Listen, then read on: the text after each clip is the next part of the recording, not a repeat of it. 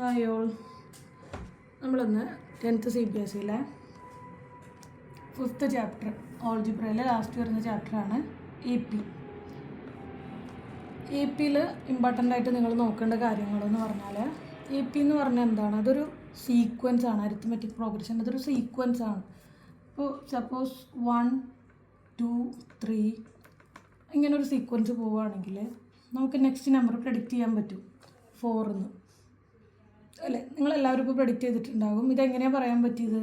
1ൻ്റെ കൂടെ 1 ആഡ് ചെയ്തപ്പോൾ 2 വന്നു, 2ൻ്റെ കൂടെ 1 ആഡ് ചെയ്തപ്പോൾ 3 വന്നു, 3ൻ്റെ കൂടെ 1 ആഡ് ചെയ്തപ്പോൾ 4 വന്നു. അപ്പോൾ നമുക്കറിയാം ഇവിടെ 1 ആണ് ഓരോ നമ്പേഴ്സിലും ഇൻക്രിമെൻ്റ് ചെയ്ത് വരുന്നത്. അപ്പോൾ ഇങ്ങനെ നമുക്ക് ഒരു സീക്വൻസ് എഴുതാൻ പറ്റുകയാണെങ്കിൽ ഇവിടെ ഒരു കോമൺ ആയിട്ട് എന്തോ ഒരു ഡിജിറ്റ് ഇവിടെ ഇൻക്രീസ് ചെയ്ത് വരുന്നുണ്ട്. അപ്പോൾ അങ്ങനെ നമുക്ക് അറിയാൻ പറ്റുമെങ്കിൽ അതിനെയാണ് എ പി എന്ന് പറയുന്നത്. A P okay. അപ്പോൾ ഇവിടെ ഈ ഫസ്റ്റ് എഴുതുന്നില്ലേ, ഫസ്റ്റ് എഴുതുന്ന നമ്പറിനെയാണ് ഫസ്റ്റ് ടേം എന്ന് പറയുന്നത്. ഫസ്റ്റ് ടേം എ എന്ന് നമ്മൾ റെപ്രസെൻ്റ് ചെയ്യും. അതുപോലെ ഇപ്പോൾ ഈ 1 ഇവിടെ ആഡ് ചെയ്ത് വന്നില്ലേ, അപ്പോൾ ഇങ്ങനെ ഇവിടെ ഒരു കോമൺ ആയിട്ട് എന്താണോ ആഡ് ചെയ്ത് വരുന്നത് അതിനെയാണ് നമ്മൾ കോമൺ ഡിഫറൻസ് എന്ന് പറയുക. കോമൺ ഡിഫറൻസ് അങ്ങനെ നമ്മൾ ഡി എന്ന് റെപ്രസെൻ്റ് ചെയ്യും. First term A, common difference D. ഇനി നമുക്ക് എന്താണ് ഇതിങ്ങനെ ഈ എ പി ഇങ്ങനെ പോയി ഇതിലുള്ള ഏതെങ്കിലും ഒരു ടേം അതിനെയാണ് നമ്മൾ എ എൻ എന്ന് പറയാം.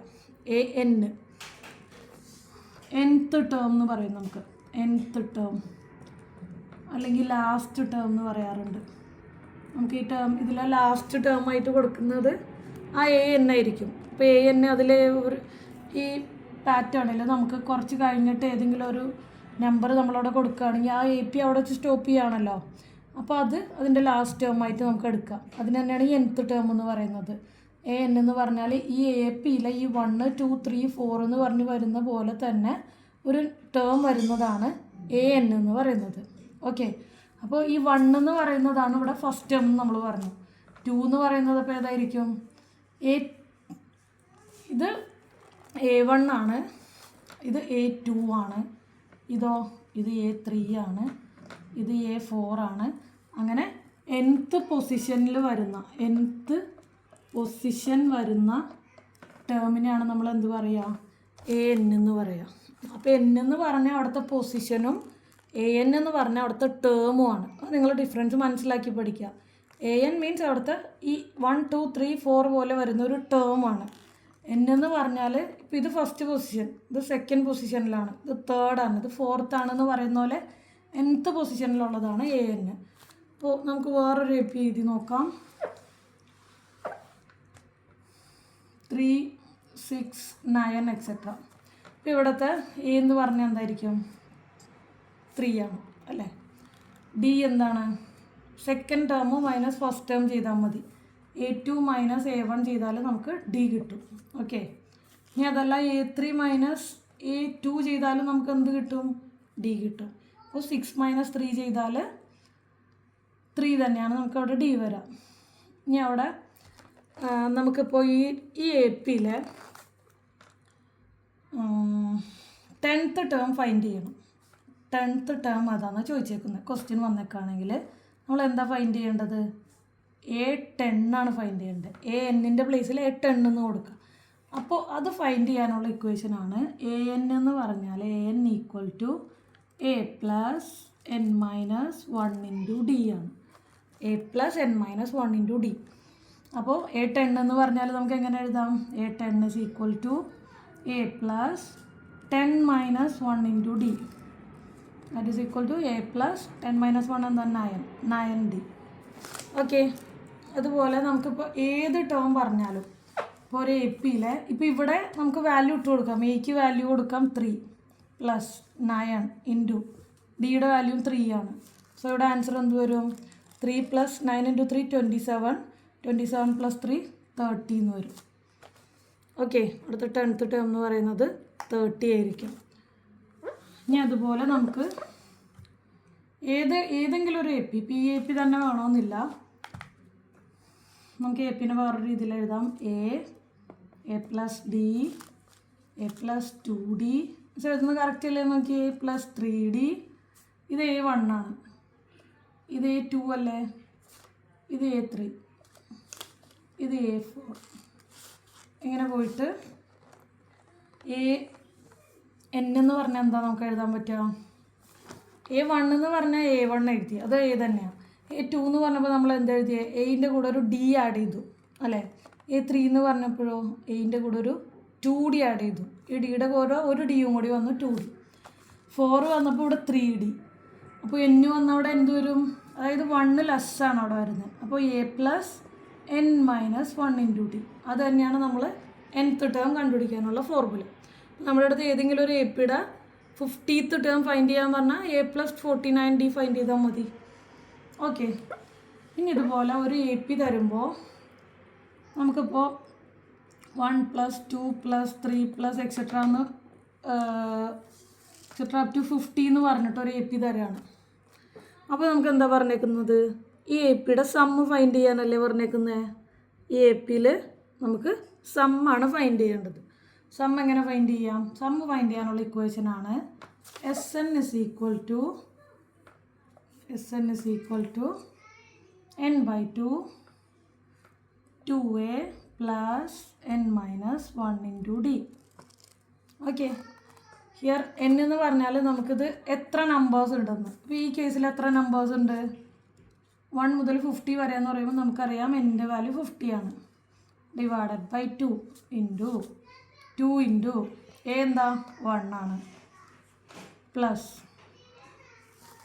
n - 1 എന്ന് പറഞ്ഞാൽ 50 - 1 49 × D എന്ന് പറഞ്ഞാൽ ഇവിടെ കോമൺ ഡിഫറൻസ് ആണ്. 2 - 1 ഇവിടെ A എന്ന് പറഞ്ഞാൽ 1, D എന്ന് പറയുന്നതും 1 ആണ്. 2 - 1 എന്ന് പറഞ്ഞാൽ 1 ആണ്. 1 that is equal to 25 × 2 + 49 that is equal to 51. കണ്ടോ?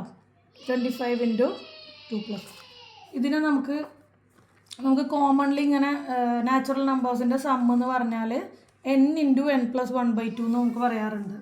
n × n + 1/2.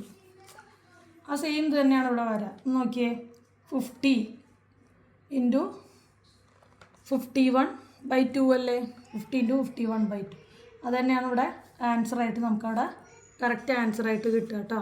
അപ്പോൾ സം കാണാനുള്ള ഒരു ഇക്വേഷനാണ് ഈ കൊടുത്തേക്കുന്നത്, ഒരു ഇക്വേഷൻ. നമുക്ക് സം കാണാൻ വേറൊരു ഇക്വേഷനും കൂടി പറയാം. ഇതിൻ്റെ തന്നെ ഒരു മോഡിഫൈഡ് വേർഷനാണ്. SN = n/2 × A + AN. അതായത് first term plus last term. ഇവിടെ 2A എന്ന് പറഞ്ഞാൽ നമുക്കിതൊന്ന് സ്പ്ലിറ്റ് ചെയ്താൽ A + A എന്ന് എഴുതിക്കൂടെ? 2A. അപ്പോൾ നോക്കിയാൽ ഇവിടെ A + n - 1 × D നമുക്ക് AN എന്ന് എഴുതാമല്ലോ. സെയിം മെത്തേഡ് തന്നെയാണ്. അപ്പോൾ നമുക്ക് ഇപ്പോൾ ഇവിടെ ലാസ്റ്റ് ടൈം അവൈലബിൾ ആണ്. അപ്പോൾ നമുക്ക് ഇത്രയും വാല്യൂസ് ഇത് പ്രോസസ്സ് ചെയ്യേണ്ട ആവശ്യമില്ല. നമുക്ക് എന്ത് ചെയ്താൽ മതി? ഈ ലാസ്റ്റ് ടേം ഇവിടെ അപ്ലൈ ചെയ്യാം.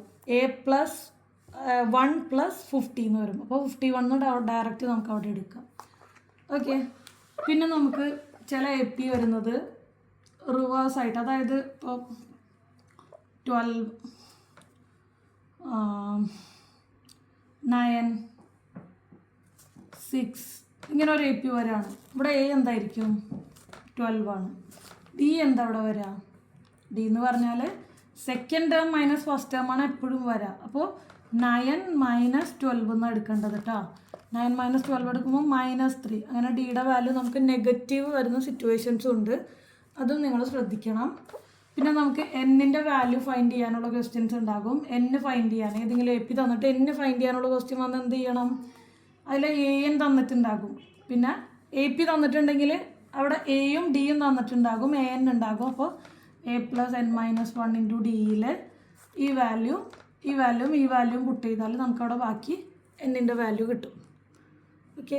ഇങ്ങനെയുള്ള ക്വസ്റ്റ്യൻസൊക്കെയാണ് വരിക. പിന്നെ 3 അടുത്തടുത്ത നമ്പേഴ്സിൻ്റെ സമ്മ്, 3 കോൺസിക്യൂട്ടീവ് നമ്പേഴ്സ് നമുക്ക് നമ്മുടെ അടുത്ത് അതിൻ്റെ സമ്മ് ഫൈൻഡ് ചെയ്യാനുള്ള ക്വസ്റ്റ്യൻ വന്നു കഴിഞ്ഞാൽ, അല്ലെങ്കിൽ അതിൻ്റെ AP അങ്ങനെ ക്വസ്റ്റ്യൻ വന്നു കഴിഞ്ഞാൽ എന്ത് ചെയ്യണ്ടേ?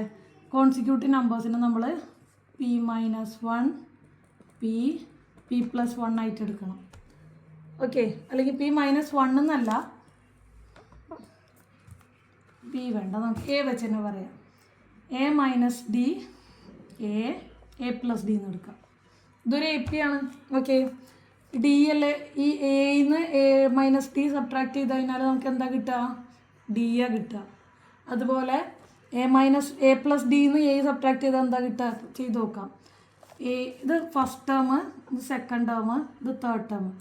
അടുത്തടുത്തുള്ള 3 നമ്പേഴ്സ് എടുക്കാൻ പറഞ്ഞാൽ നമുക്ക് AP എടുക്കാൻ പറഞ്ഞാൽ ഇങ്ങനെയാണ് നമ്മൾ നമ്പേഴ്സ് എടുക്കേണ്ടത്.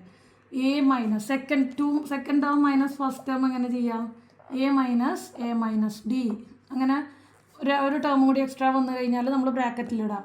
A-+D. ഇതൊന്നും ക്യാൻസലായി. D അല്ല അവിടെ ആൻസർ കിട്ടിയേ. അപ്പോൾ അത് AP ആണ്. ഇനി ഇതും ചെക്ക് ചെയ്ത് നോക്കാം. 3 - 2 ചെയ്ത് നോക്കിയേ. A+D - A.